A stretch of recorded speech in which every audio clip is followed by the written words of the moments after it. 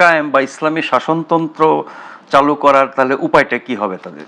তিনি তার দলকে সংগঠিত করবেন, তিনি বিপ্লব করবেন, বিপ্লব করে আমাদেরকে সবাইকে এখান থেকে বিতাড়িত করবেন, করে উনি ইসলামী শাসনতন্ত্র কায়েম করবেন এবং এই নিকাব পড়াবেন।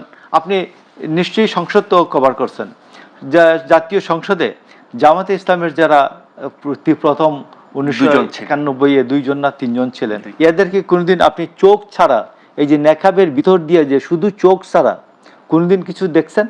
না, তারা পর্দা করেছেন। পাকিস্তানে হিজাব করে না, মুখটা তো খোলাই থাকে।